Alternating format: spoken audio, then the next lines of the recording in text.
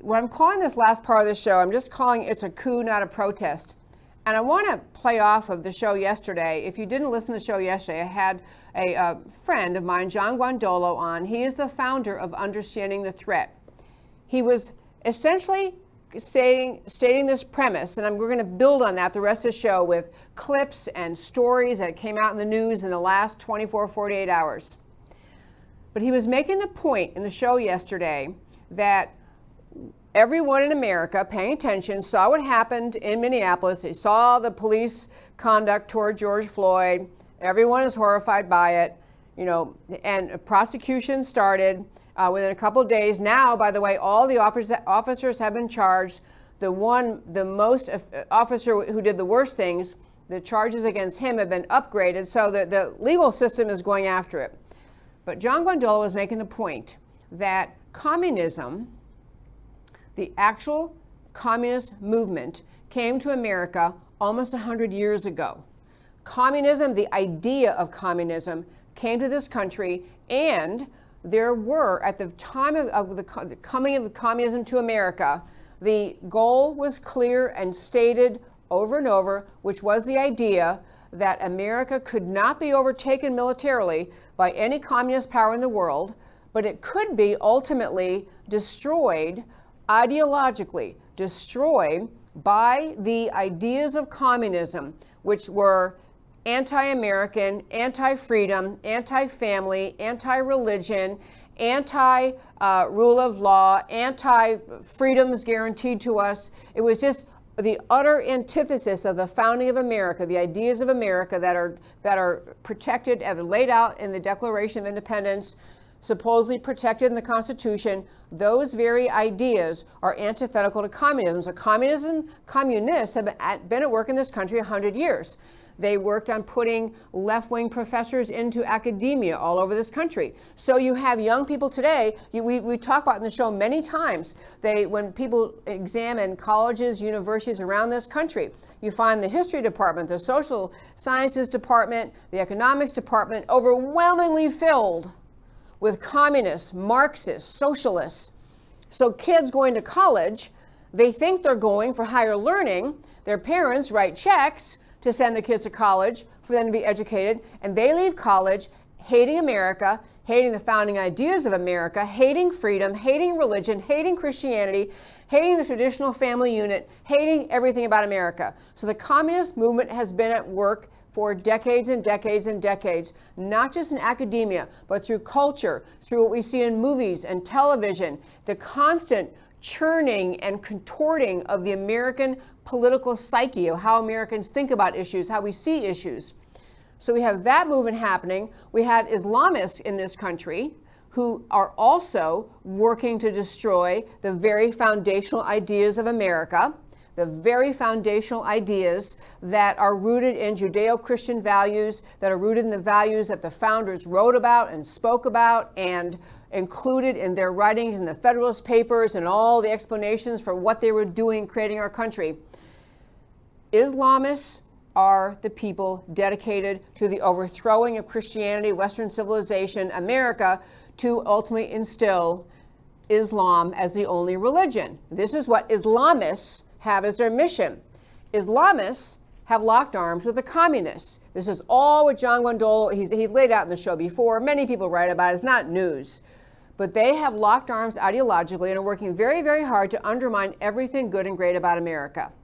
And not just to undermine it by arguing in our faces confrontationally, but to slowly twist and contort the way we see issues. So we're slowly submitting to communist ideals, slowly submitting to Islamist ideas without even realize we're doing it. We think we're following the common culture, we're expanding our horizons, we understand new things. And so we have, in addition to all of that, we have communists, Marxists, socialists in high positions across the federal agencies in our country, not just high levels in academia and shaping and molding the thought of the next generation of intellectual leaders in this country, but you have these same elements, Islamists, communists, Marxists, socialists in high positions in government, working to push their ideas. You have the Democrat Party, if you read their platform today, it's kissing cousin platform with socialism. The socialist and communist parties in this country basically said decades ago, we don't have to bother running candidates anymore because we've succeeded in pushing our ideas into the Democrat Party. So today's Democrat Party, not the party that your grandfather thought he was voting for, a party that was going to bring, fairness for the little guy, or, keep tax the rich a little more to grow benefits for low-income people. That's not what the Democrat Party is for today. The Democrat Party today is pushing the ideologies of socialism, Marxism, and communism under the guise of building a fairer country, under the guise of helping repressed people, and trying to do that by continuing to incite people to see themselves as victims of America, of American ideals, of American culture, and that they are trying, these Islamist, communists, they call it the red-green axis, whatever you want to call it, they've locked arms ultimately to undermine the very idea of America. And we're going to get to what was happening in this country. These protests right now, we're all watching, but these protests, I'm sorry, I want to use the correct word. The peaceful protesters waving signs saying, end police brutality, justice for George Floyd, no violence, not looting, good for them. They're right. George Floyd was treated horribly, and they should be prosecuting those officers, and they should be looking at training of officers, all kinds of changes. But those people who are protesting what happened to George Floyd are an entirely different group, in fact, a tiny subset group, as compared with the massive American left, the radical left in this country, the anti-American left in this country, funded by George Soros, funded by radical leftists. Antifa, a group could not be more profoundly, specifically dedicated to the destruction of America. The people out looting and protesting and robbing and smashing windows and killing people, that is the radical left, and they are in a war against America. It's important to understand what they are doing. It is a coup. It is an attempt to remove not just President Trump, not just particular elected leaders. It is to undermine the very fabric and identity of America. And I want to start by talking about where we are in trying to fight this right now, because we have many people are just, they're looking on in fear. They're watching what's happening, and they're saying, they assume because of these radical looters and how angry they are and their vitriol and destruction, they assume, wow, things must be really bad in this country. I just didn't know. I thought things were pretty good, but I guess things were really bad after all. So I'm going to run through a bunch of facts and play a couple clips for you. Number one, I thought was a very big deal. Attorney General Barr, our current DOJ, Attorney General Barr, called out George Soros by name for subverting our legal system and causing an increase in violent crime and more victims through his targeting of district attorney races. This was something he said in December, but I want to make clear, as December of 2019, so here we are, we're seeing the fruits of that effort right now. We're seeing the fruits of that effort of George Soros. He's not, just sending money to hundreds of subversive groups in America. He is working to get people to run for and win races to serve as a district attorney in races all over this country, people who are committed to his leftist, anti-American, hate America, bring down America agenda.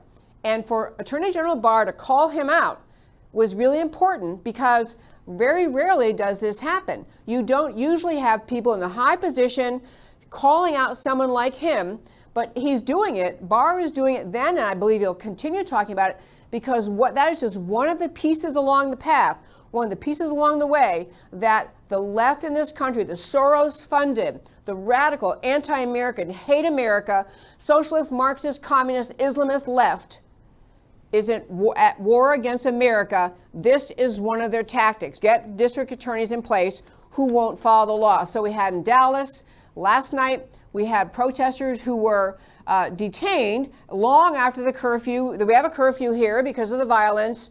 Long after the curfew, they're still out, and they were detained by the police. But one reporter made the point that our DA, a Democrat, John Creusot, had made very clear he wasn't going to process, he wasn't going to prosecute, he's not going to do anything about these protests, so enabling the protests. Number two, I want to make the point that there is an undercurrent of ugly submission that is part of what the left is doing. And I want Matt the Wonderful, I sent him numerous clips last minute, so I'm hoping he has them. But this is a clip that was from the Daily Caller. And this was a protest. This is one of these looter/protests in the state of Maryland. And the Daily Caller videoed what Black Lives Matter was doing at this protest in Maryland. If you have that ready, I want to play that clip, Matt.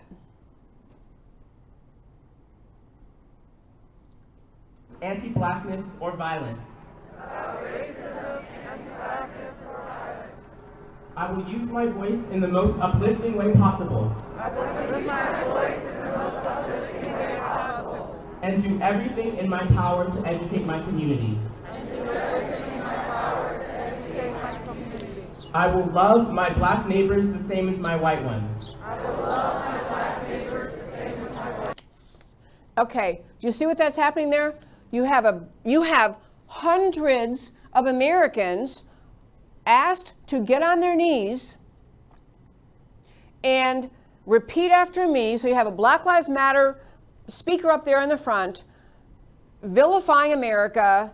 You know, the underlying assumption, everything that's being said is you're being told America is a terrible place, it's a racist place, asking these people to validate everything Black Lives Matter says about them, asking these people to submit to the Black Lives Matter agenda, which is not. If you think it is to make life fairer for Black Americans, you completely miss the point of Black Lives Matter. Black Lives Matter, a very Soros-funded, subversive group intending, along with other Soros-funded subversive groups, to take down and destroy America. That happened in America. A group of people on their knees pledging their allegiance to the Black Lives Matter agenda. Next element I want to mention that's going on in this, and I'm telling you about this entire thing, folks, we better be very, very alert to what's happening, because this is a coup, not a protest. There are protesters, as I said in the beginning of the show, there are protesters who are actually wanting to wave signs and bring change. But what you're watching in that video, what you're watching in New York City, which you're going to play in a moment, these things are unbelievable. But the next thing I want to tell you is, you have the media complicit in this destruction of America. You probably saw the video when President Trump was at the White House, and the church across the street from the White House, St. John's Episcopal Church. I've actually been there. I used to live in Washington, D.C. I went to law school in Washington, D.C. I've been to a wedding in that church. In any case, that church was torched, burned by looters, not completely destroyed, but torched by looters. So President Trump, in a show of standing up for churches, for law and order, against the looters and destroyers of property, went across the street from the White House, walked across the street to stand in front of that church, hold a Bible, just to basically say, we stand with Christian America. We stand with churches. We stand against arsonists and looters and people who destroy property. So the big story, because it was a very powerful image, it wasn't just President Trump, Attorney General Barr was there, Chief of Staff Mark Meadows, numerous other people were there. It was a statement of solidarity with the American people. So the media had to do something, so they turned to telling the story that supposedly when the park police had to clear the walkway so the president could safely walk from the White House at St. John's Episcopal, that there would not, and the protesters who were in the media accounts calm and peaceful and just, singing love songs and chanting whatever they were doing, waving signs. They were throwing objects at the crowds. They were throwing, bottles and junk toward where the president was going to be. And so the media put out the story that the park police put out tear gas and used rubber bullets to break up a peaceful protest. Okay, no truth to that. The park police came out, the U.S. Park Police came out, the acting chief, Gregory Monahan, came out and just said, not true. They were not peaceful. They were throwing stuff. They were making it dangerous for the president and others to be out. They were asked numerous times, loudspeaker, please back up, stop throwing stuff, we gotta be peaceful. Won't listen to them, won't listen to the park police, and it wasn't tear gas. They put something out that was not tear, because tear gas really stings your eyes, I guess. I've never had it, but I believe it really stings your eyes and you make it so you can't function. So the media carried this story, just for President Trump's, stunt, which I don't think of that as a stunt. I'm proud the president would want to stand by a church and say, yeah, we actually stand with religious America. We stand with churches. We stand against the violent looters and arsonists. But the story gets twisted by the left that forever and a day wants to find a reason to convince Americans to think Trump's out of line, to think he's doing something extreme. So the park police straightened it out. They issued 3 warnings over loudspeaker, and then they ultimately, many of the protesters became combative. This is the park police's story. The protesters, in response to being asked to chill out and back up, they became more combative, continued to throw projectiles, attempted to grab officers' weapons, and then, and only then, the officers employed the use of smoke canisters. Not the same as tear gas, which hurts your eyes like nothing, nobody's business, and pepper balls. No tear gas was used by the U.S. Park Police officers or other assisting law office partners to clear the area at Lafayette Park. But we have to fight in this country the Marxists, the communists, the socialists, the Islamists, the leftist cabal, the Soros-funded dozens of subversive organizations, Antifa. And we have to fight the media because they cannot bring themselves to tell the truth. So I don't have a lot of time left today, only a very short amount of time, but I did want to mention understanding it's so important for us to be able to get through this time, through this era where we're going to have seemingly more protests, ongoing protests, due to the death of George Floyd at the hands of a Minnesota police officer. And we'll get into more details on that story probably next week. But we're going to have ongoing violence. It's important that you understand what the facts are, what the truth is. The people committing looting, destruction of property are not trying to help Black America. They are not even slightly trying to help Black America. They are doing everything they can to keep the American people stirred up, to keep up the American people. They're doing everything the opposite of what they would be doing if they wanted to help Black America. If they wanted to help Black America, they would not be burning down their businesses. So there is a federal law called the Insurrection Act. That is being talked about as whether or not President Trump has the authority to send in the military under the Insurrection Act. This is different from a completely different federal law than another federal law, posse comitatus, which is basically the idea that says the federal government cannot use the U.S. military in a battle against American citizens on American soil. But the Insurrection Act does permit the president to use the military if what is occurring is an actual insurrection. I can't get into the details because I'm out of time. I'm going to come back to this next week, but I really want to, there are very, very serious, prominent lawyers talking about the idea that there is there's a justification, there's a need to recognize we may be close to having to use the Insurrection Act. I don't want to be that. I don't want America to have to have this Insurrection Act happen. I don't want what's clearly going to become, is obviously people worry it escalates violence and makes things worse. And maybe that's an argument against doing it. But there really is a need to recognize we're not talking about peaceful protesters who simply love, they're concerned about the treatment of George Floyd. These are people who are trying to use the George Floyd incident, exploiting the incident to facilitate their long-term mission they've had for decades to bring down America, to change America into a radical leftist haven of Marxism and socialism where their rules are in play and America's freedom is gone. There was a poll, very quickly to tell you, a majority of Americans, even a majority of Democrats polled, said the government should use the military and the National Guard to quell these unlawful riots. I want to show you one last quick thing. There was a picture I sent to Matt the Wonderful. This is a picture of a police officer. He's actually was retired. His name is David Dorn. He was a former police captain in St. Louis. And I'll just show you his picture. This is a guy who was murdered in St. Louis by the alleged peaceful protesters, by the mobsters, thugs, looters, violent arsonists. This guy went to a store that was owned by a friend of his, and at the store he tried to stand up for his friend's store to prevent the looters from destroying the store, and his body was found inside the store at 2:30 a.m., deceased, killed by the looters. Folks, these are very serious times. I think it's vital that Americans do not just shelter their homes, stay home. I'm not saying to get out in the middle of it. I'm saying you have to be part of identifying who the sides are, what the battle is. The battle is not black versus white. The battle is not people who are sympathetic to George Floyd and people who don't care about George Floyd. Those are not the sides.